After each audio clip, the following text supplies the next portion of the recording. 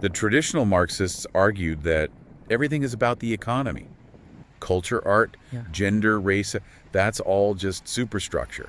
It's fluff on top of the real struggle, which is economic class struggle. And Deutsch says, no way. She argues, using Laclau and Mouffe, that politics and culture are not just superstructure determined by the economic base.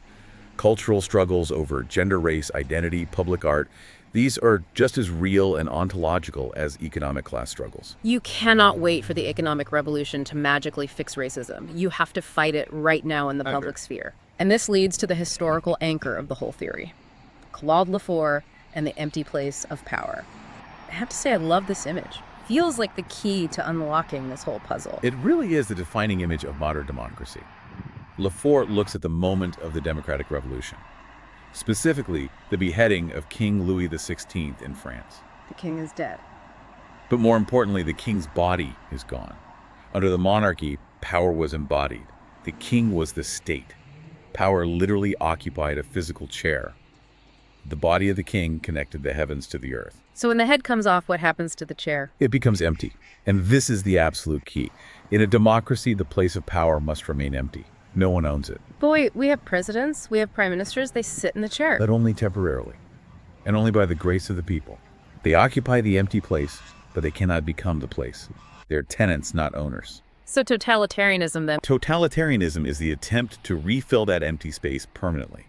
To say, the party is the state, or the leader is the people. It tries to close the gap entirely. It tries to glue the head back on the king. So democracy is the ongoing practice of keeping that chair empty, keeping the space open. Yes. And this brings us right back to the definition of the public sphere. The public sphere is not a pre-existing physical room we walk into. It's not a park or a town square or a coffee shop. It's not a physical location at all. No. The public sphere is a principle of reactivation. It appears whenever there is a debate about the foundations of society. So if I walk into a public park and just sit on a bench, I'm not necessarily in the public sphere in this political sense. Right, you're just in a park. You are in a social space. Yeah. But if you stand up on that bench and shout, this park should be housing for the homeless, and then someone else shouts back, no, this park is for nature conservation. Boom. You have created a public sphere. Because conflict has emerged. Exactly. Marcher quotes Deutsch here. Conflict, division, and instability are the conditions of democracy's existence. The conflict proves that the place of power is empty. Because if it were full, the ruler would just tell you what the park is for, and you'd have to agree or go to jail.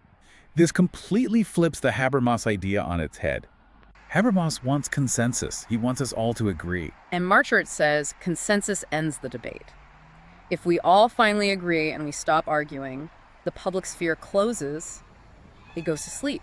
It becomes sedimented. Therefore, the public sphere is fundamentally a space of dissent. Yes. A quiet, agreeing public is actually the death of the public sphere. A noisy, arguing public is a healthy one. It implies that the agonism is still alive and well. Let's land the plane here in Section 5. The conclusion. How do we actually apply all of this to art? Marcher concludes that public art faces a binary choice based on these theories. Right. If you are an artist or a curator or a city planner, you have to choose your allegiance. Option A, you decide in favor of space. The social. This means try to create unity, consensus, and community. You try to fill the gap. This is the social work art we talked about at the beginning, the community garden that tries to fix the neighborhood, the brightly colored mural that tries to make everyone feel represented and happy. Correct. Marchart argues this is deeply conservative. It creates a false image of wholeness. It pretends society isn't fundamentally broken.